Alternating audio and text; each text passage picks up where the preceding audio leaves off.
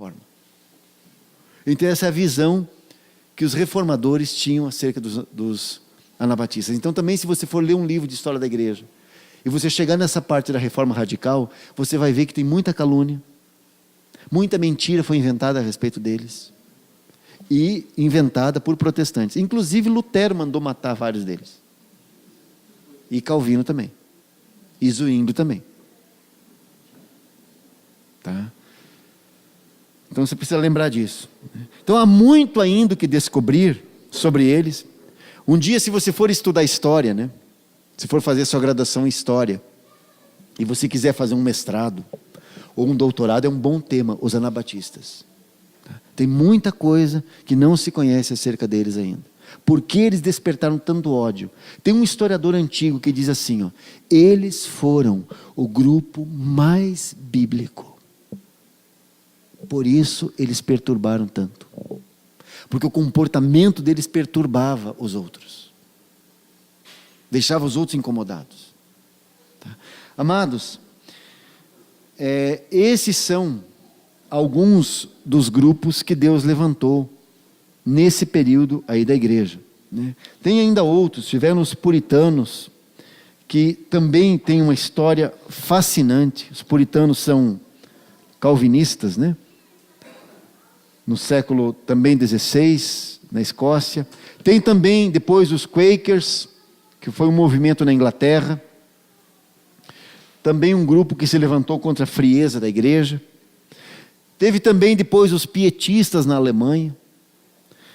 E pietistas vem de piedade, porque eles queriam restaurar uma comunhão de cada crente, a comunhão diária de cada crente com Deus. Você buscar Deus. Esses livros devocionais que nós temos, esses livros devocionais são um produto desse movimento aí dos pietistas. Porque eles foram os primeiros a fabricar, ou confeccionar esses livros devocionais. Para você sentar todo dia, você ler um texto da palavra, você ler uma breve meditação e você orar. Não que ninguém fazia antes deles. Não, eles foram os primeiros a editar os livros para fazer isso. Porque eles queriam tratar da piedade, de uma vida de piedade, de sinceridade diante de Deus, de santidade. É isso que eles queriam tratar. Eu só quero que os irmãos leiam ali, só quero falar alguma coisinha sobre Filadélfia e nós queremos encerrar. Vai lá para o Apocalipse 3, verso 7.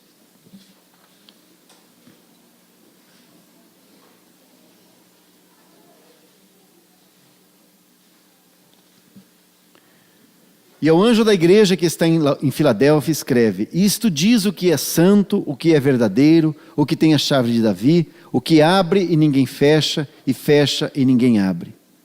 Conheço as tuas obras. Eis que diante de ti pus uma porta aberta e ninguém a pode fechar. Tendo pouca força, guardaste a minha palavra e não negaste o meu nome. Até aqui. Amados, a igreja em Filadélfia, junto com Esmirna, é a igreja sem nenhuma repreensão. A igreja em Filadélfia é uma igreja irrepreensível. A palavra Filadélfia quer dizer amor fraternal, amor dos irmãos.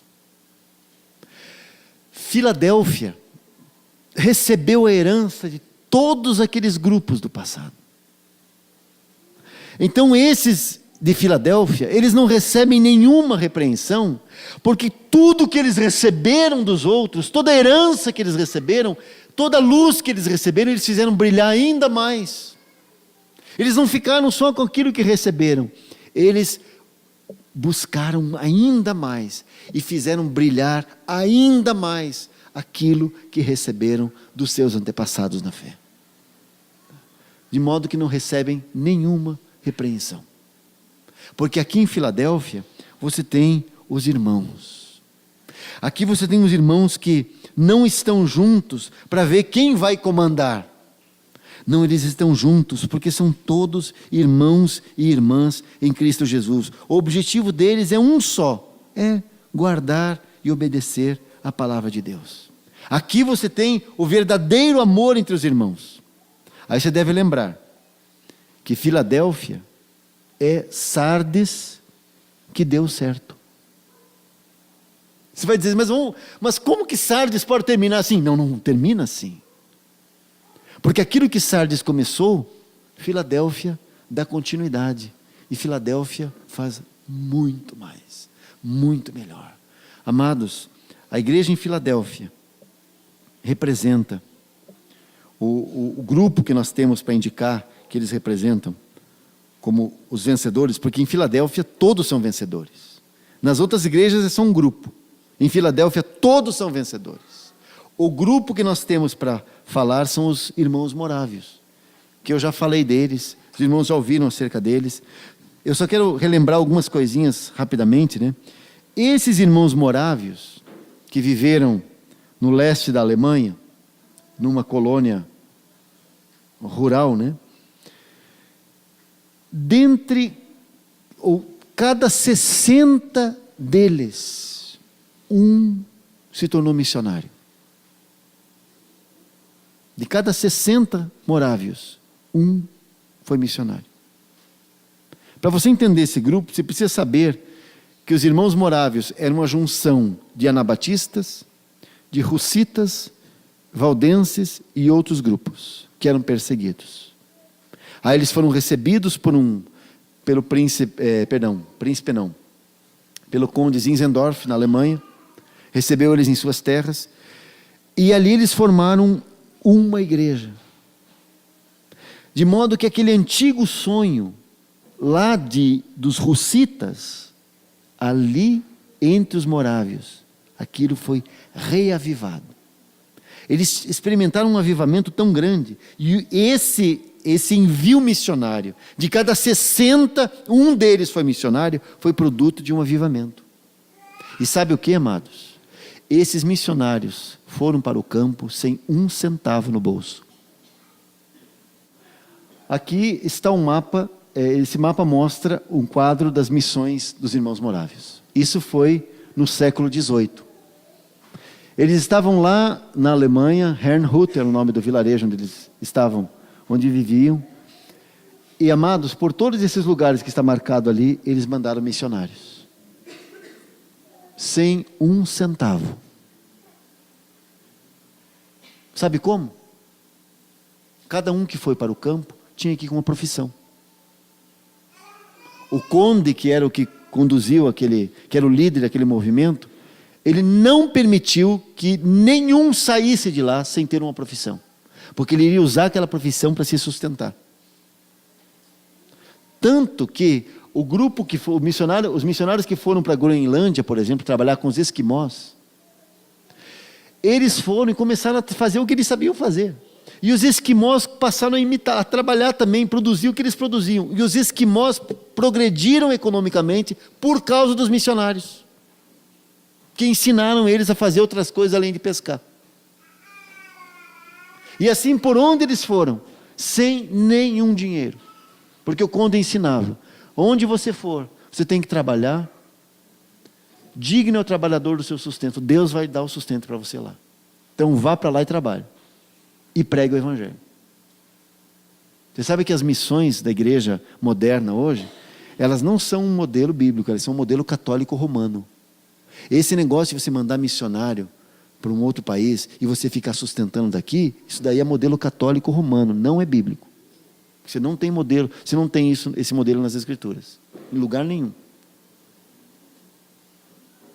A igreja católica que fazia isso, mas isso não é bíblico. Exatamente, teve dois, inclusive, dois moços, né? Não tinham profissão. E queriam tanto, eles queriam pregar o evangelho para os índios lá nos Estados Unidos. Mas não tinham profissão. O que eles fizeram? Se venderam como escravos. E foram como escravos para a América, para pregar o evangelho entre os índios. Que tal? E se venderam como escravos, né? Isso para pagar a passagem, né? Para poder chegar lá. Porque nem dinheiro para passagem os irmãos levantaram oferta. Eu falei sobre isso em Portugal, o irmão ficou bravo lá, né? Amados, esse é o modelo das Escrituras.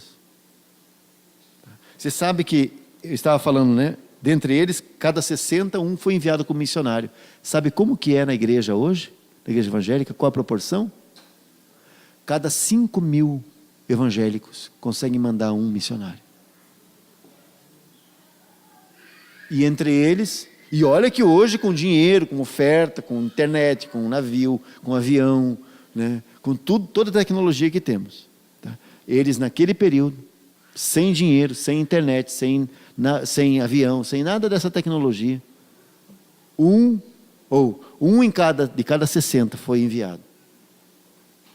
E foi enviado assim, a família inteira, né? Para pregar o evangelho.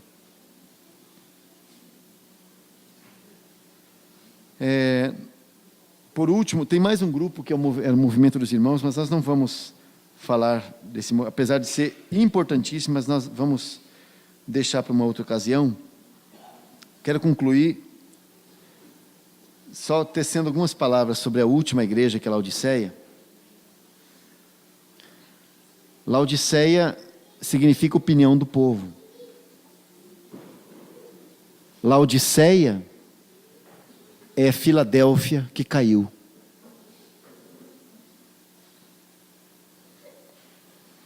Amados, nós podemos descobrir as verdades das Escrituras. Nós estivemos estudando todo esse tema sobre a igreja desde junho, né? Nós corremos um perigo muito sério. Laodiceia disse assim, ó: rico sou e de nada tenho falta. E Jesus diz assim para eles: vocês são desgraçados, miseráveis, pobres, cegos e nus. Porque eles chegaram à conclusão que eles já tinham toda a verdade, que eles não precisavam de mais nada. Então Laodiceia um dia foi Filadélfia. Lembra disso? Tudo aquilo que você descobre de Deus, irmão, tudo aquilo que nós descobrimos de Deus deve nos tornar mais humildes. Porque cada coisa que nós descobrimos, junto com ela nós descobrimos o quão ignorantes nós somos. Como nós desconhecemos a palavra.